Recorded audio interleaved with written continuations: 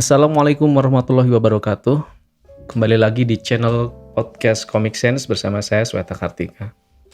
Terima kasih sudah mengikuti podcast saya sampai ke episode keempat ya. Kali ini saya nggak akan membahas tentang di balik dapur pembuatan komik, tapi pengen ngangkat isu-isu yang sering dibahas sama teman-teman kreator. Nah, di episode keempat kali ini saya pengen membahas tentang idealisme versus pasar.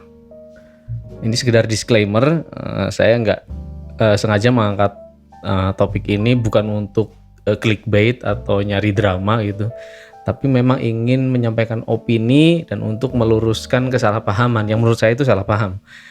Karena menurut saya dua-duanya itu tidak bisa diadu. Itu sih, jadi itu tujuannya. Dan kenapa saya mengangkat tema ini, karena berangkat dari keresahan para kreator tuh. Jadi kayak banyak yang mengira kalau dia mempunyai satu idealisme terhadap satu genre karya yang mereka ingin bikin, itu seolah-olah langsung ciut nyarinya karena berasumsi tidak ada yang baca gitu. Nah, ini mungkin harus diluruskan ya, karena sebetulnya idealisme itu membutuhkan pasar juga bagian dari sebuah idealisme gitu. Mungkin yang perlu dibenarkan sebagai istilahnya.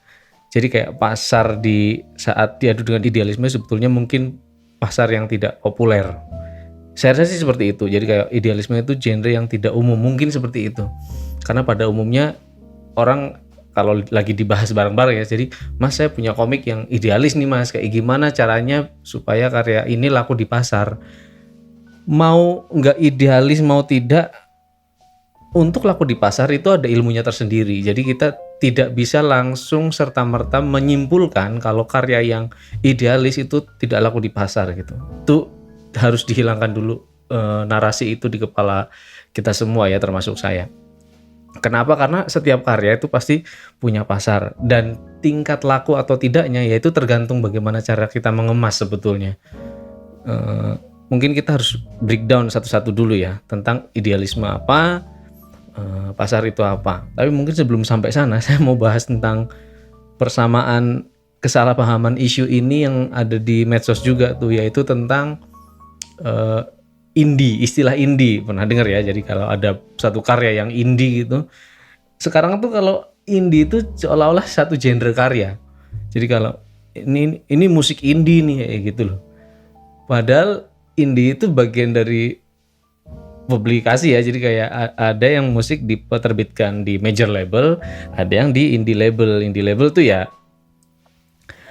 label yang mengakomodasi kreator-kreator yang mungkin mempunyai genre karya baik itu musik maupun komik ya, kalau dalam kasus komik yang tidak umum.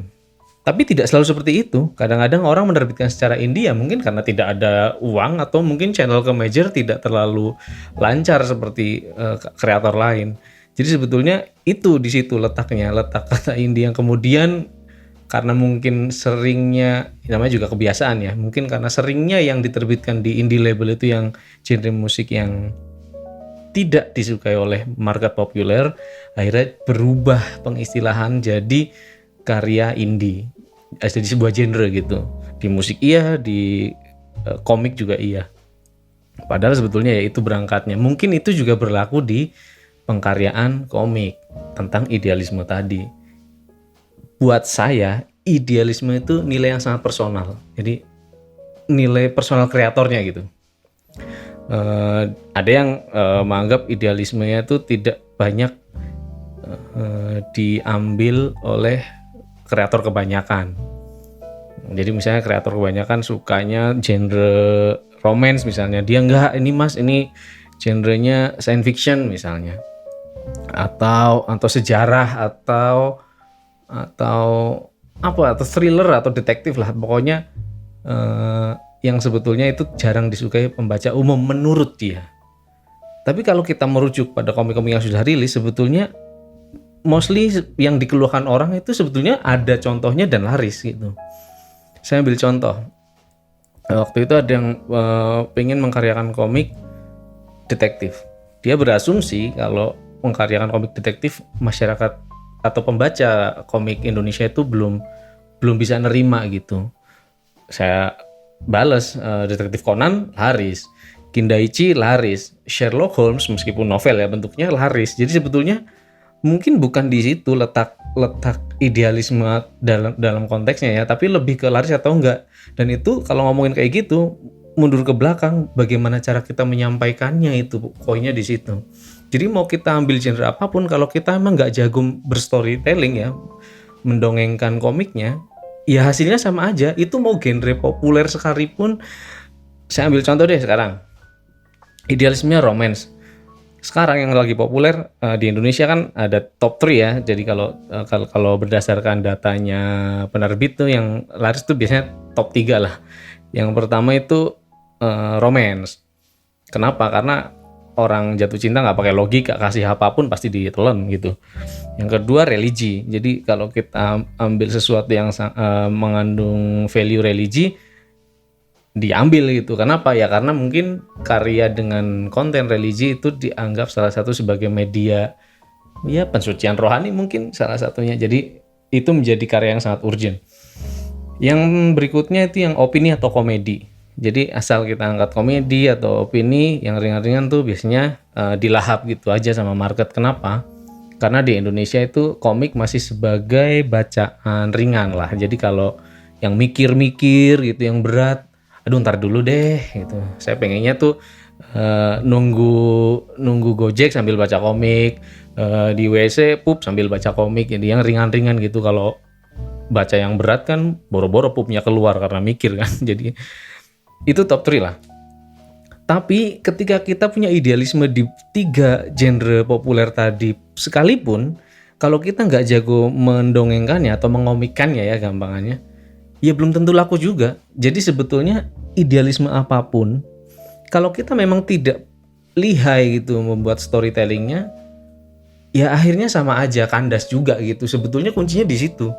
Makanya saya takut ketika orang gagal memasarkan karya yang dia klaim sebagai karya paling idealisnya mereka, terus nggak laku gitu ya, itu langsung nyalahin pasarnya. Padahal yang salah bisa jadi ada dalam dirinya gitu, kemampuan berstorytellingnya, mungkin gambarnya kurang menarik, mungkin mengangkat instrumen-instrumen atau aspek-aspek penceritaan yang kurang tepat itu. Nah itu contoh-contohnya. Kapan-kapan akan saya bahas saya pengen angkat ini terus sebetulnya supaya teman-teman tuh tidak ragu untuk mengangkat tema-tema yang mungkin unik gitu dari kebanyakan tema yang sudah ada. Karena saya jujur, saya sendiri orang yang sangat pilih-pilih, baik dalam bacaan ataupun dalam pengkaryaan. Bacaan atau tontonan lah. Bacaan, saya tuh kalau mau baca komik yang nggak bisa semuanya masuk di kepala saya gitu. Jadi kayak misalnya ada orang bikin komik ini lagi rame, saya baca, kalau saya nggak tertarik ya mungkin baru awal, tapi bukan berarti benci. Tapi memang tidak tertarik karena saya tidak punya ketertarikan di genre itu. Saya termasuk yang agak-agak pemilih lah gitu kalau bikin genre. Makanya kalau milih bacaan. Makanya ya saya mungkin kalau di mata seorang kreator, saya itu termasuk pasar yang niche ya, yang kecil gitu. Jadi ada market populer, orang-orang yang suka baca karya bertema umum gitu. Ada pembaca-pembaca yang memang agak-agak unik nih gitu. Jadi milih bacanya yang begitu-begitu aja. Nah mungkin di lingkaran kecil itu ada saya sebagai pembaca. Makanya saya bisa melihat dari 2 kacamata, saya sebagai pembaca atau saya sebagai kreator. Karena saya sebagai pembaca yang lumayan picky gitu. Ketika saya bikin komik, saya percaya diri gitu mengangkat tema-tema yang aneh karena saya juga suka bacaan yang agak-agak jarang dibaca orang gitu. Atau sebaliknya, saya nggak terlalu suka baca novel-novel populer gitu. Apalagi yang temanya misalnya romance apa segala macam, pilih-pilih lagi saya tuh. Jadi saya harus benar-benar pilih. Makanya genre lagu juga saya sering diketawain gitu sama teman kuliah karena saya masih dengerin Ebit G. Ade gitu sampai hari ini. Sementara yang lain saya bahkan nggak ngerti tuh. Istri saya koleksi musiknya lebih banyak dan lebih kekinian kali. Kalau saya tua gitu. Dari situ saja ketahuan ya kenapa saya bisa berani memilih tema-tema unik untuk karya yang saya pilih, yang saya bikin. Nah dari situ itu jadi basic basic berpikir saya ya tentang idealisme dan pasar. Tapi karena saya punya pemikiran seperti itu, makanya saya nggak bisa nyalain pasar. Karena saya tahu pasar itu juga kalau genre-genre tertentu ya memang tidak banyak yang menyukai gitu. Memilih juga mereka. Saya pernah bareng sama Lucius Alpha membuat satu IP judulnya Animacore. Tayang di Reon. Sebelumnya sih tayang free. Kami bikin iseng, saya, Alpha dan Albert. Aslinya cuma Alpha dan Albert, tapi saya masuk di tengah-tengah untuk mengkaryakan IP itu bareng. Ketika dibikin pertama, itu benar-benar Animacore tuh IP tentang ini ya, game online gitu. Waktu pertama kali masuk, saya memang mendaftarkan diri sebagai editor. Jadi saya harus melihat dari kacamata awam, di mana saya bukan seorang gamer. Saya harus membaca ini dari kacamata awam sehingga mereka ketika berkarya tidak terlalu asik sendiri. Dan dari situ saja saya sudah tahu mereka mengambil niche market. Yang mana mereka tidak bisa mengadu karya itu dengan karya yang genrenya lebih populer, lebih umum dibaca oleh awam gitu. Karena kan kita harus tahu, kalau saya kasih tahu ke Alpha sama Albert, ketika kalian membuat komik dengan genre seperti ini, ya kalian menargetkan para pembaca yang juga suka dengan konten komik ini gitu, yang mana mungkin banyak yang main game online tapi tidak semua yang main game online suka baca komik. Di situ letak perbedaannya. Jadi hati-hati juga nih sebetulnya. Banyak di dunia ini orang jatuh cinta, tapi tidak semua orang jatuh cinta suka dengan komik romance. Tergantung juga gitu. Kalau yang tidak relate, gaya bahasanya, karakternya, gaya gambar, tempat menayangkannya, nah itu berpengaruh sekali. Makanya ketika kita memang dari awal punya idealisme mengkaryakan suatu genre komik, yang kita sadar membacanya sedikit, you have to deal with it. Saya seperti itu. Ketika saya memutuskan sama Alex Irzaki membuat Padepokan Raga Sukma, kami tahu penggemar komik action tuh banyak, tapi yang khusus menyukai genre pendekar bisa dihitung jari. Nah dari situ kita udah tahu penjualannya pasti akan segitu-gitu aja. Tapi kan kita ngomongin rasio penjualan. Jadi misalnya pembaca komik silat di Indonesia katakanlah ada 100 orang. Yang beli 30 orang, itu udah 30% gitu dari populasi market yang ada. Ngomongnya rasio sekarang. Beda lagi ketika saya membuat Gri dan Jingga romance. Misalnya populasi, kalau tadi komik pendekar cuma 100 ribu deh kalau yang komik romance, tapi yang beli 300 orang gitu. Itu jauh rasionya di bawahnya penjualan komik pendekar Raga Sukma misalnya. Nah dari situ kita bisa ngelihat bahwasanya setiap genre itu memang menyesuaikan kembali dengan rasio pasar. Dan kalau kita ingin memperjuangkan untuk meningkatkan rasio penjualan ya, itu ya balik lagi ke formula-formulanya. Ada formula pengkaryaannya, ada formula penjualannya juga, dan cara marketingnya lah istilahnya. Kenapa formula-formula itu menjadi penting? Karena kita lebih sibuk untuk mencari tahu apa yang harus diperbaiki instead of menyalahkan pasar atau industri. Nah ini perlu dipahami sekali ya, karena kebanyakan orang belum apa-apa baru mulai gitu, terus nggak ada yang beli nih, nah udahlah gue nyerah gitu. Memang masyarakat kita nggak bisa diedukasi kayak gitu contohnya, atau masyarakat kita nggak ngerti lah genre seperti ini. Nah ini terjadi sama beberapa kreator, tapi kemudian jadi kena backfire ketika banyak juga karya-karya manga Jepang yang dengan tema yang sama tapi laris gitu. Makanya ada beberapa yang bikin, mas ini nggak akan laku nih komik dengan tema game online seperti ini. Sword Art ya kalau nggak salah. Itu laris-laris aja gitu. Jadi jadi banyak instrumen yang membuat dia bisa laris gitu sebetulnya, dan itu harus diperjuangkan. Nggak bisa ujuk-ujuk kandas di situ kita nyerah aja. Nah nggak bisa, itu terlalu banyak faktor, dan seiring waktu berjalan faktor itu pun berubah gitu.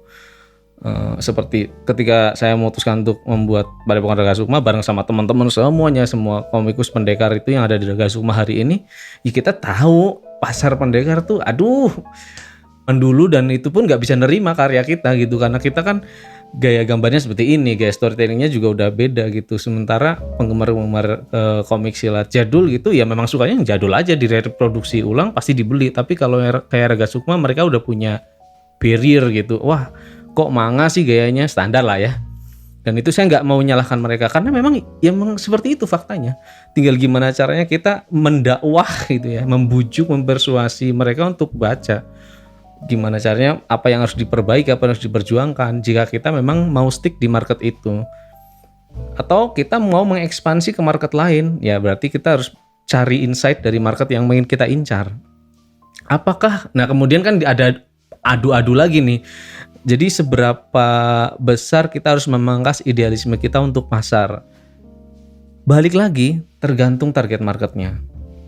Kalau saya memang ingin misalnya, saya putuskan untuk membuat komik Pusaka Dewa. Atau yang Pusaka Dewa terlalu ekstrim ya. Mungkin yang lebih ini Journal of Terror deh. Itu komik horor gitu.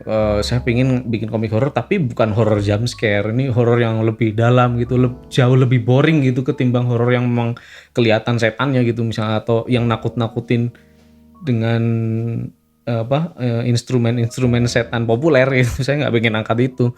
Wah, itu challenge berarti kan. Artinya gimana ya cara masuknya? Makanya saya pernah nanya juga sebelum saya nulis novel ya. Kalau komik sih saya go with the flow aja. Tapi pas novel saya memang sebagai medium yang baru, saya ketika nulis novel saya nanya juga sama editor. Gimana caranya biar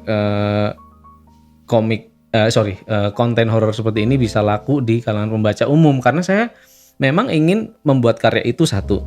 Tapi saya juga ingin karya yang saya bikin itu dibaca oleh sebanyak-banyak orang. Makanya saya harus tahu insight dari orang kebanyakan itu seperti apa. Membaca novel pada khususnya. Akhirnya dapat jawaban kalau orang-orang yang membaca novel tuh suka ada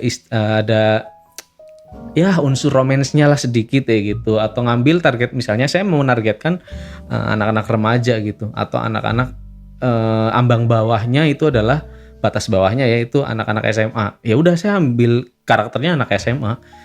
Kayak gitu. Jadi ada insight yang saya gali dari target market yang ingin saya incar.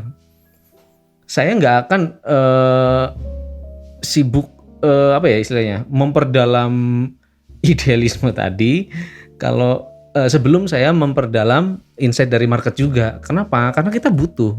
Ya kecuali kalau memang kita mau bikin karya yang udah yang penting jadi nggak dibaca juga nggak apa-apa. Ya sudah, kalau memang punya prinsip seperti itu bagus, tapi jangan nyalahin siapa-siapa gitu. Ketika nanti nggak laku, ketika nanti nggak ada yang mengapresiasi atau sebaliknya menjelek-jelekan. Karena memang begitulah keunikan dari sebuah pasar. Kita nggak bisa terka, nggak bisa bidik. Bahkan ada karya yang viral sekali, diulang formulanya udah nggak bisa karena memang rumusnya itu tidak pernah pasti, tapi akan ada rumus-rumus umum gitu. Jadi selalu ada rumus-rumus yang akan lekang gitu oleh waktu. Dia akan ada terus. Jadi istilahnya tak lekang oleh waktu malah ya. Jadi istilahnya akan ada terus yang dipakai rumusnya tentang relationship karakter misalnya, tentang keunikan karakter atau keunikan tema cerita, itu pasti umum lah kayak gitu. Itu dipelajari lagi. Makanya nanti kalau teman-teman memang ingin memperjuangkan karya yang diasumsikan itu idealis dan tidak ada dan tidak banyak target marketnya, yang harus riset juga ya itu banyak atau enggaknya, itu tolong dicek lagi di karyanya. Maksudnya kita tujuan membuat karya itu apa. Kalau memang untuk dipasarkan sebanyak-banyaknya, pakailah bahasa yang mudah dimengerti oleh orang banyak tadi. Jadi jangan sampai apakah bisa mengedukasi pasar? Bisa, tapi tidak serta-merta. Artinya tidak ujuk-ujuk Anda membuat satu komik dengan genre yang unik banget tanpa ada sampel tanpa mematuhi aturan-aturan umum gitu, terus tiba-tiba laku dan menciptakan market baru. Kalau bisa terjadi itu sangat bagus, tapi kalau tidak ya memang kemungkinan berhasilnya tidak terlalu gede gitu. Jadi harus dicek lagi. Mungkin Anda harus menyesuaikan dari sisi pengkarakteran, sisi gaya gambar, atau yang paling penting sebetulnya tempat menayangkan. Karena banyak yang ini gue udah bikin seunik ini tapi nggak ada yang baca. Ya mungkin yang di tempat unik tadi memang tidak mencari karya yang seperti itu gitu. Itu harus hati-hati lah. Saya mau cerita hal yang sangat mungkin ini tidak berhubungan tapi barangkali bisa diambil value-nya ya. Suatu ketika saya pernah ngisi mata kuliah sebagai dosen panggilan ya, waktu itu mata kuliahnya tuh maskot dan desain karakter. Di beberapa kampus waktu itu saya ambil tema yang itu, sama emang sengaja saya cekokin ini aja gitu karena kan salah satu unsur penting dalam pembuatan komik itu karakter gitu. Waktu itu tentang maskot dan karakter. Ada satu pertanyaan yang menarik ya ketika saya membawakan materi, coba bikin maskot yang tidak terlalu direct menjelaskan produknya. Contohnya kayak ayam Hisana misalnya, terus maskotnya gambar ayam. Orang Indonesia tuh kan kayak gitu kebiasaannya. Mau jual daging sapi ya gambar sapinya gitu. Padahal ya maskotnya bakal dicincang kan jadi produknya. Saya kasih contoh Ronald McDonald.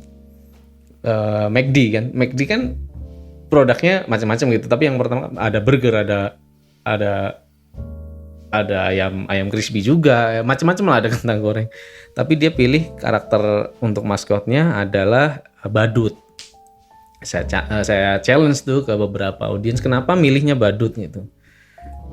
Karena yang dicari itu value-nya. Jadi kalau makan di McD kamu tuh happy gitu. Happy diekspresikan lewat karakter badut gitu. Jadi ketemulah karakter badut sebagai maskot dari McDonald's. Ketika saya jelaskan materi itu, ada yang men-challenge saya justru. Memangnya market Indonesia tuh udah siap ya dengan pembuatan maskot seperti itu yang notabene jauh dari image produknya gitu. Saya tanya balik, McD laku apa enggak di sini? Maskotnya terkenal apa enggak? Terkenal ya sudah. Tapi kan McD gerainya banyak. Nah ya itu caranya mengedukasi pasar. Makanya dengan cara salah satunya adalah menempatkan sebanyak mungkin instrumen dari karya itu. Di situ ada produknya McD gitu. Salah satu instrumennya maskot ya itu mengedukasi pasar orang-orang yang beli di McD jadi tahu kalau itu maskotnya McD dan itu nyambung dengan produk itu. Kayak gitulah kira-kira. Jadi kita jangan-jangan ngeluh duluan tapi belum meriset gitu atau belum memperbaiki karya. Nah itu jadi concern, nanti takutnya itu jadi sebuah kesimpulan aja. Itu sih yang saya khawatirkan. Jadi gue nyerah deh bikin komik game online deh, karena gak ada yang baca juga gitu. Padahal mungkin salah naruh tempat. Gue males lah bikin komik sejarah, orang sekarang udah pada lupa sejarah. Mungkin dia juga salah naruh tempatnya, atau mungkin gaya bahasanya berbeda, kurang masuk gitu. Saya pernah ada satu temen penulis tapi pengen menerbitkan novel tentang sejarah juga gitu. Ngobrol kita lama lah. Ketika novel saya terbit, ini saya sudah minta izin ya mengangkat cerita tentang dia, tapi saya nggak sebutkan namanya. Jadi ketika novel saya terbit yang Journal of Terror itu, dia langsung, wah lu enak karena bikin komiknya horor gitu. Bikin novelnya horor. Waduh, nggak ngomong enak juga. Gimana gitu, sebetulnya pembuatan itu juga saya struggle juga gitu, banyak data yang harus di riset dan saya menantang diri. Novel yang pertama saya bikin langsung 5 seri kayak gitu. Terus dia ngeluh juga gitu, kenapa gue mau bikin tulisan atau novel dengan genre sejarah sulit gitu. Pada saat yang sama teman saya ini sangat mengidolakan Pak Pram Medianantatur. Ya saya hajar balik gitu. Kalau kamu mengidolakan Pak Pram, kamu juga harus tahu sejarah dia menerbitkan buku. Bahwa dia ngetik itu di sebuah pulau terasing yang harus nerbitin di negara lain dulu sampai kemudian bisa terbit dan diperbolehkan gitu untuk terbit di negaranya sendiri karena dianggap tulisan seorang pembelot kan. Dari situ saja kita harusnya bercermin gitu bahwa idola kita tuh segitu struggle untuk menerbitkan satu karya, sementara kita yang mengidolakan dia segitu gampangnya menyerah. Lalu di mana kita belajar value dari orang yang kita idolakan? Kalau memang begitu. Nah itu jangan sampai seperti itu. Maksud saya banyak kreator-kreator yang hari ini karyanya sudah ya gemilang lah. Tapi kita tidak pernah melihat perjuangan dia gitu. Saya pernah satu panggung dengan Dewi Lestari tahun berapa ya saya lupa, 2015 mungkin. Di situ ada satu cerita yang menarik. Ini saya akan menceritakan apa yang diceritakan oleh Dewi Lestari, seorang novelis, idola saya juga, yang mengkaryakan Supernova. Di waktu itu dia bercerita tentang kenapa ada novel Supernova. Ceritanya dia selalu membayangkan ada satu novel yang bentuknya seperti ini gitu. Dia ada picturizing, memportray satu bentuk novel yang seperti itu kontennya. Dia cari di toko buku nggak nemu-nemu gitu. Ya udah, daripada nggak nemu-nemu saya bikin aja novelnya. Dia terbitin novel itu lalu berhasil diterbitkan dan nangkring di toko buku. Nah sekarang ada karya itu gitu di situ. Nah itulah, karya itu adalah Supernova. Jadi Supernova kan boleh buat saya sendiri itu unik gitu. Ini petualangan, ya campur ini campur itu, dan itu sejurus dengan perjalanan Dewi Lestari nulis bukunya gitu. Jadi apa yang dia dapat selama perjalanan hidupnya itu jadi rangkaian karya gitu yang akhirnya berujung pada satu judul terakhir yang Intelijensi Embun Pagi. Meskipun sudah ada big picture-nya ya dari awal dia membuat karyanya, tapi yang saya garis bawahi adalah itu tadi, bahwasanya dia ingin mengkaryakan sesuatu yang belum pernah ada gitu. Ini persis sama ketika saya mau membuat Padepokan Raga Sukma. Ya sempat juga gitu sama teman-teman lagi ngumpul gitu, terus kayaknya saya mau bikin studio komik yang isinya tuh komik pendekar gitu. Saya pernah melempar isu itulah ya ke sebuah obrolan, lalu ditanggapinya gini, emang masih ada yang baca komik pendekar? Ya nggak ada yang baca, orang belum ada barangnya gitu. Makanya saya bikin barangnya. Setelah dibikin bareng sama Zaki, bareng sama Dedi, bareng sama Hiro almarhum dan yang lain gitu, akhirnya jadi gitu Padepokan Raga Sukma dengan karya-karyanya, dan dibaca juga gitu. Ada aplikasinya juga hari ini dan orang masih excited dengan tema itu. Padahal boleh dibilang itu yang genre yang sangat niche gitu, sangat-sangat kecil gitu, nggak terlalu populer. Tapi ya kami sadar memang seperti itu ya, harus ada dulu barangnya, minimal ada dulu. Kalau saya memang selalu men-challenge sendiri untuk ya, slot itu harus ada gitu. Makanya sekarang saya mencoba memenuhi slot-slot yang belum dikaryakan orang. Makanya kayak genre horor, petualangan yang klinik apa segala belum terlalu populer, saya bikin Journal of Terror kayak gitu. Genre komik pendekar yang populer saya bikinlah Raga Sukma. Science fiction mengangkat wayang apa, bikin H2O Reborn. Seperti itu terus saya isi slot demi slot gitu, yang boleh orang katakan itu idealisme kamu ya. Ya bodoh amat gitu, mau idealisme mau bukan. Saya mau, karena yang ada di kepala saya adalah karya itu tuh jadi. Karya itu harus ada, harus jadi gitu. Nanti perkara dia akan menemukan market dengan cara apa, itu tugas saya, harus mencari insight supaya karya itu laku gitu.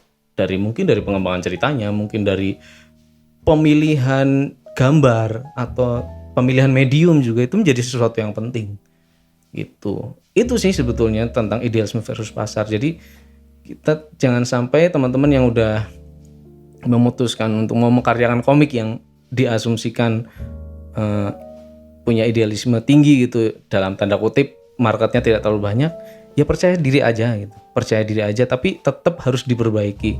Kita tidak boleh terlalu jumawa juga. Jadi dengan adanya statement Indonesia belum bisa dikasih beginian, itu menurut saya terlalu terlalu dini gitu, terlalu prematur pendapatnya, takabur juga gitu sebetulnya. Makanya kayak ya go with the flow, Anda harus belajar, saya juga harus belajar mengenai genre-genre yang tidak terlalu populer, dan kita harus menemukan titik penting untuk membuat karya itu laku. Jadi mungkin cukup sekian. Jadi tolong dicermati lagi bahwa idealisme dan pasar itu tidak bisa diadu, dan buat teman-teman yang masih ingin berjuang membuat karya-karya dengan genre yang non populer, yang unik, tetap berjuang, isi slot-slot komik Indonesia yang masih kosong bareng sama saya. Itu aja, cukup. Sampai ketemu di podcast berikutnya. Assalamualaikum warahmatullahi wabarakatuh. Podcast ini didukung oleh monkeymelody.com dan menjadi bagian dari suarabaik.id.